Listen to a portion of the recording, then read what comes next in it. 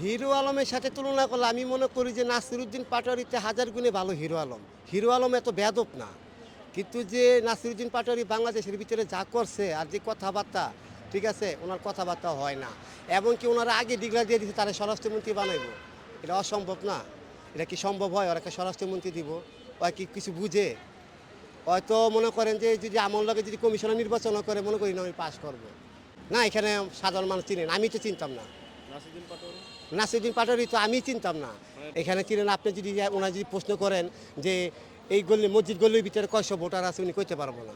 এখানে কয়টা বাড়িওয়ালা আছে স্থানীয়, বা এখানে পঞ্চায়েত কমিটি কারা দায়িত্বে আছে উনি বলতে পারবো না। এই এই যে পল্টন মসজিদে এখানে কমিটির কয়জন সভাপতিকে সেক্রেটারিকে উনি ভালো মতো কইতে পারবো না। উনি কীভাবে পাস হয়?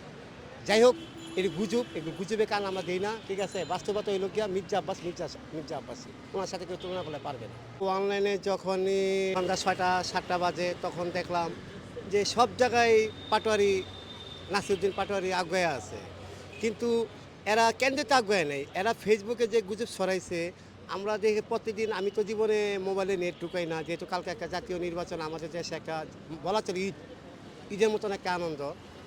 তখন মনে করলাম যে না, আজকের দিনে একটু এমবি ঢুকাই মোবাইল ঢুকে টেস্ট করতেছি, দেখতেছি যে এই যে জামাতের এমন লোক আছে, একজনে 5টা-6টা করে আইডি খুলে ফেলাইছে। এটি গুজব ছড়ায় যে যাতে ওরা ক্ষমতায় এসে পড়ছে, এরকম একটা মানে ওদের একটা প্ল্যান।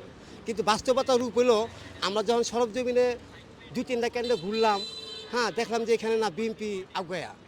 হ্যাঁ, পরে যারা পুলিং এজেন্সি দায়িত্বে ছিল তারা এসে আমার তাদের সিট দেখলাম, সিট দেখে দেখলাম যে ভাই দেখিত, পরে দেখাইলো আমাদের যে এখানে BNP 200 vote Água, Mirza Abbas ওই কেন্দ্রে 200 ভোট আগুয়া, ওই জায়গায় 500 ভোট আগুয়া। এটা হলো বাস্তবতা।